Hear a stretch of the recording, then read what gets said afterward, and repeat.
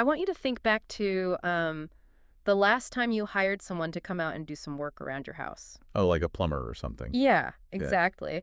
Maybe you brought in a crew for a deep spring clean, or, you finally called that plumber to fix the leaky pipe under the kitchen sink that was just driving you crazy. Right, the one you've been ignoring for months. We've all been there. Or perhaps you hired a landscaping team to tame the absolute jungle that your backyard turned into over the summer. For sure. So think about your experience as the customer in that scenario. You probably called them up, or maybe filled out a quick web form. Yeah, very simple. Right, and then they showed up exactly when they said they would. They did a flawless job. You tapped your credit card to pay them, and they left. Seamless. It all feels so incredibly seamless on your end. You just get this nice, clean, finished service. But, have you ever stopped to consider what is actually happening behind the scenes to make that one visit happen? Honestly, most people don't. We just see the polished result, Hmm. the perfectly manicured lawn or the functioning sink. Right. But we are completely shielded from the frantic behind-the-scenes orchestration required to actually produce it. It's gotta be a lot. It is. The reality of getting a human being in a truck to a specific geographic coordinate with a specific set of skills is almost guaranteed to be a lot messier than it looks from the outside. Okay, let's unpack this. Because the contrast between what you experience as the customer and what the business owner is actually going through, that is the entire focus of our deep dive today. And we have a really great source document for this. We do. We are looking at a really compelling internal document. It's a launch video brief for a brand new software as a service platform called ServiTrack Pro. Yeah. And we are going to explore this document to uncover the hidden, chaotic reality of local service businesses and look at the exact mechanisms modern tech is using to try and solve it. Because the gap between the customer view and the owner view is massive. It's huge. As a customer, I just see the pristine end result.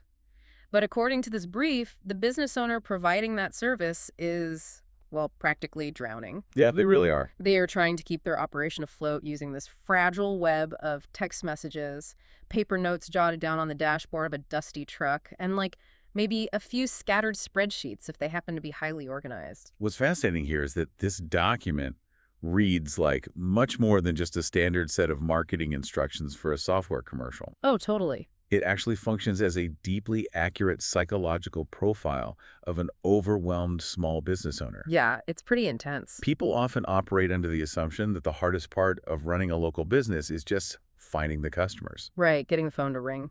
Exactly. Yeah. But this document points out a really harsh reality. Getting customers is really only the beginning. Mm. It's actually the easiest part of the equation. Wow, the easiest part. Yeah. Controlling the operation once those customers start calling, scaling the logistics of actually delivering the service that is the real battle. The brief literally maps out the symptoms of this operational chaos, and it sounds like a nightmare. Let's look at exactly how things fall apart according to the source. Yeah, let's get into the specifics. So it describes a scenario where new leads are getting completely lost in a sea of personal text messages. Oh, man. Right. Picture this. An owner is under a sink with a wrench in one hand. Their phone buzzes in their pocket with a new customer inquiry, but they can't write it down. Because they're literally covered in grime holding a wrench. Exactly. And by the time they get back to their truck, the lead is just forgotten, gone. And that's just the leads. Right. Then you have a roster of existing clients being tracked in some clunky Excel spreadsheet that never gets updated. Classic. The actual visits to the clients' homes are just jotted down on random paper notes. Daily driving routes for the crews are being improvised every single morning over coffee. Which just wastes gas and time. So much time. And estimates for new complex jobs are completely forgotten. And worst of all, actual invoices are just left sitting there, generated but unpaid, because the owner just forgot to follow up. It's brutal. And the document provides a suggested narration for the video that captures this environment perfectly. Oh yeah, read that part. The script says, quote, "If your service business is running on spreadsheets, notes, text messages, and memory, you are not alone. But that chaos can cost you clients, time, and money." That is so direct. It is. Yeah. And the crucial word in that sentence is memory. Memory, yeah. Relying on sheer human memory is the real killer for these operations. The cognitive load on these business owners is just immense. I can't even imagine. When there is no centralized system holding the facts, the owner's brain has to act as the server for the entire business. It makes me think of an analogy, actually. Okay, let's hear it. Trying to manage a local service business this way is like trying to cook a complex 5-course meal for a restaurant full of people. Stressful enough on its own. Right. But you're not just cooking. You are doing it in a kitchen where the ingredients keep magically moving and changing places every time you turn your back. Oh, that sounds awful. You reach for the salt and it's gone. You check the oven and the temperature has changed on its own. The recipe's just rewriting themselves. Yes. The recipes keep rewriting themselves on the fly. You just can't build any momentum or rely on your environment. You are constantly reacting to the immediate crisis instead of actually executing a plan. That is spot on. And the compounding effect of that kind of reactive environment is severe. We have to look at the mechanics of how this chaos actually damages the business over time. Because it's not just a one-off thing. Exactly. It's not just that a single text message goes unread. It's the mechanical domino effect that follows that one mistake. Right. A lost text means a missed follow-up. A missed follow-up means a lost job. And then what? Well, that lost job means a gap in the daily routing schedule, which means paying a crew to sit idle in a truck. Ouch. Just burning money. Exactly. The source document explicitly identifies the critical endpoints of this chaos. It says, no clear visibility into business performance and too much stress on the owner. Too much stress almost sounds like an understatement. Truly. When an owner is operating in the dark, constantly putting out localized fires, they cannot strategize. They cannot mathematically determine if their business is actually profitable. Or if they're just, like, spinning their wheels. Right. They might just be subsidizing the business with their own physical exhaustion. So how do you fix it? How do you take a business that is currently being held together by scattered sticky notes, a chaotic group chat, and the exhausting willpower of the owner's memory and actually make it functional? According to this brief, the solution requires a massive paradigm shift. Like completely changing how they work. Yeah. You have to completely map out, capture, and digitize the entire life cycle of a customer. Okay, so building a pipeline. Precisely. You have to take all of those scattered fragments, the text from the new lead, the schedule for the crew, the unpaid bill, and force them into a single linear pipeline. Because the chaos is coming from things being everywhere. Exactly. The chaos stems from fragmentation. So the cure has to be centralization. And that pipeline brings us to the core promise of the ServiTrack Pro platform. The key message the video brief emphasizes over and over again is this specific phrase: from lead to paid invoice. From lead to paid invoice. It's very catchy. It is. They want to map out this very rigid, specific 9-step business flow. Let's walk through those steps. Okay, the document lays it out like this. It starts with a lead. Which then converts to a client. Right, and that triggers a visit. Which becomes an actual job. Sometimes that job might require an estimate first. And that estimate needs an approval from the client. Once the work is done, that generates an invoice. Which finally collects a payment. And all of that data feeds into reports at the end. 9 steps. Lead, client, visit, job, estimate, approval, invoice, payment reports. It's a very comprehensive flow. It really is. And they are targeting a very specific slice of the local economy with this architecture. The brief lists cleaning companies, pool service, lawn care, landscaping, handyman, and maintenance businesses. Basically anyone doing recurring or one-time physical service operations. Exactly. Now, to manage all of this, the software claims to have 12 core modules. 12. 12. Things like a dashboard, calendar, routes, estimates, billing, a team module. That's a lot of tools in one box. Here's where it gets really interesting. I look at that massive list of features, and I have to propose a different theory here. Okay, what's your theory? Well, if a pool cleaner or a landscaper is already dealing with what the document calls too much stress on the owner, isn't handing them this massive, complex digital system with 12 different modules. I mean, everything from complex route mapping to generating detailed reports, isn't that just going to overwhelm them even more? You think it's too much? My instinct says they would prefer something incredibly stripped down, like just a simple one-button app for scheduling, and maybe another simple app for taking credit cards. Handing them 12 modules sounds like we are asking them to sit in the cockpit of a 747. I get why you'd think that.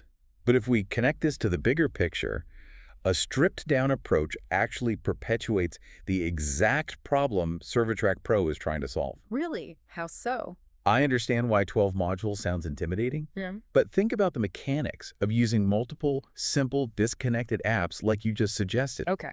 If you have a simple app for scheduling and a separate simple app for billing, and you use your phone's native text messaging for leads, Yeah. you have just created asynchronous gears. Asynchronous gears. I like that visual. You have gears spinning in your business that are not physically touching each other.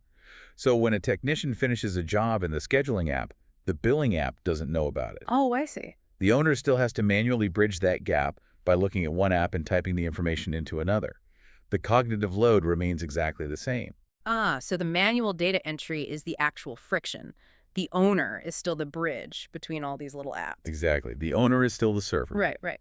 ServiTrack Pro's 12 modules act differently because they are all housed within one system, a phrase that is heavily highlighted as a secondary message in the brief by the way they function like a central drive shaft. So one gear turns the rest. Precisely. One action automatically turns all the other gears. When a physical world action happens, like, say, a technician marking a job complete on their phone in the field, It triggers everything else. yes, it triggers a digital state change across the entire platform. The visit status updates, the invoice is automatically generated, the client gets a notification, and the revenue report reflects the new data instantly. Wow, okay. That makes sense. The system takes the mental burden away because the software becomes the bridge. The owner gains the ability to instantly see who contacted the business, which client needs a follow-up, which technician is assigned to the job, and which invoice needs to be collected. And they do it all by looking at one single dashboard.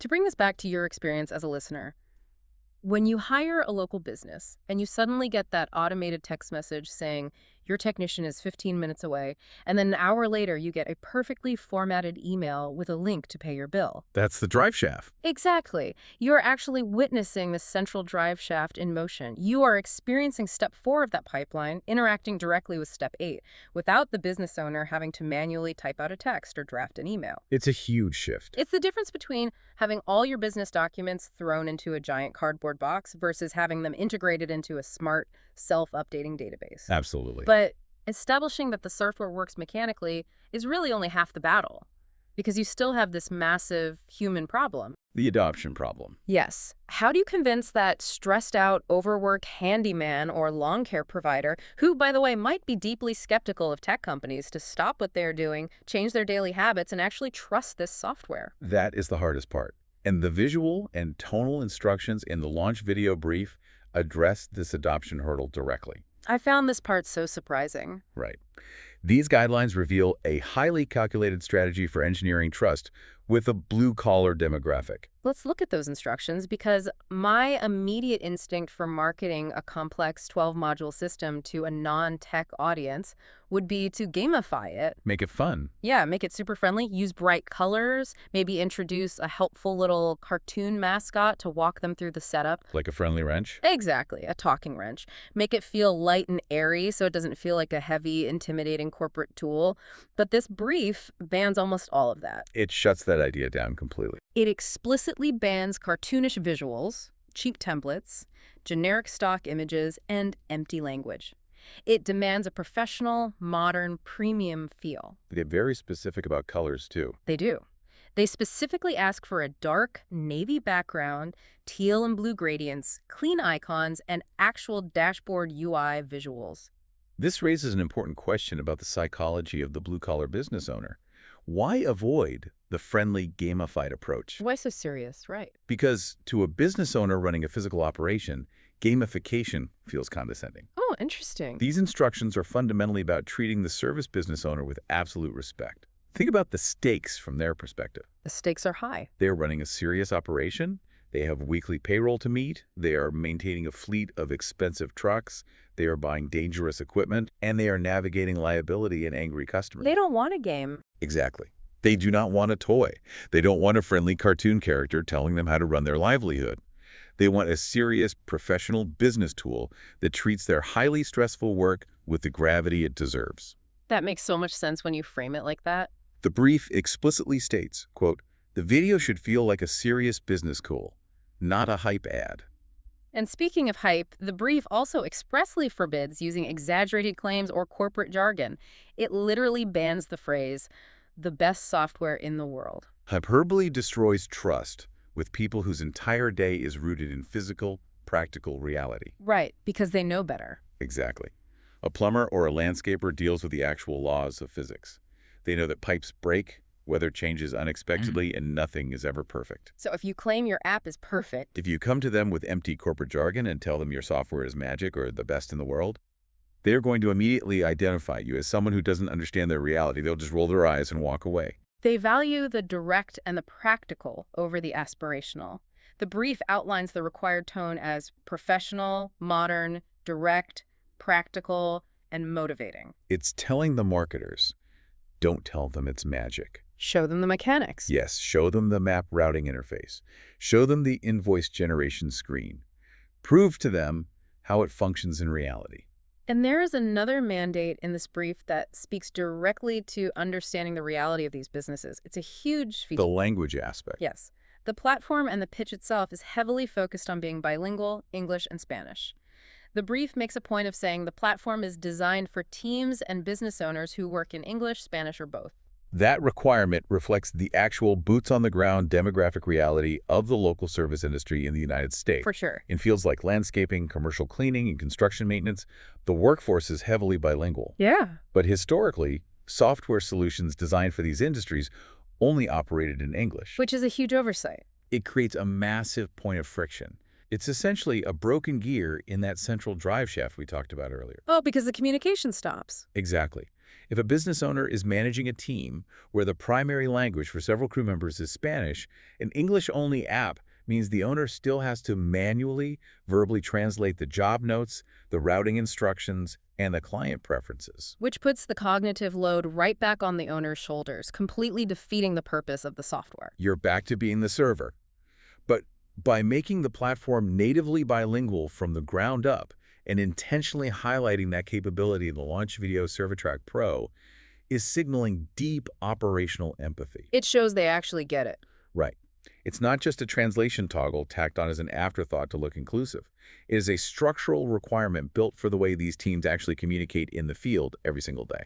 Because when the software removes the language barrier between the back office and the field technician, the data flows cleanly, from that initial lead all the way to the final paid invoice. Exactly. The pipeline stays intact. It just paints such a vivid picture of what is happening in our neighborhoods every single day. It really does. When you bring all of these elements together, the sheer mental chaos of the old way of doing things, the elegant mechanics of a 9-step digital pipeline, the deeply respectful, unhyped marketing strategy, and the practical reality of a bilingual workforce, it really gives you a totally new perspective on the local services we all rely on. It reveals an entire layer of the economy that operates right in front of us, but somehow remains largely invisible. Yeah, we just see the trucks. We interact with the endpoints of this system constantly, but we rarely consider the infrastructure required to support it. So what does this all mean? For me, the main takeaway is that a tool like ServiTrack Pro isn't just a piece of software optimizing a balance sheet. It is essentially a rescue mission. A rescue mission, I like that. It is an attempt to pull these hardworking business owners out from under the crushing weight of running an entire physical operation on nothing but memory, sticky notes, and lost text messages. Getting them out of the dark. It's about restoring their ability to actually step away from their business and get their evenings and weekends back. And honestly, the next time you see a landscaping crew pull up in your neighborhood, or the next time you hire a handyman to fix a door, I guarantee you will look past the physical tools in their truck. You won't just see a lawnmower anymore. Exactly. You are going to start thinking about the invisible, complex digital pipeline required just to get them to that driveway at that specific time. Having knowledge of these underlying systems gives us a much deeper appreciation for the mechanics of our local economies. A perfectly clean pool or a repaired roof is actually the final physical manifestation of a highly organized data flow. It's data turning into physical action. Exactly.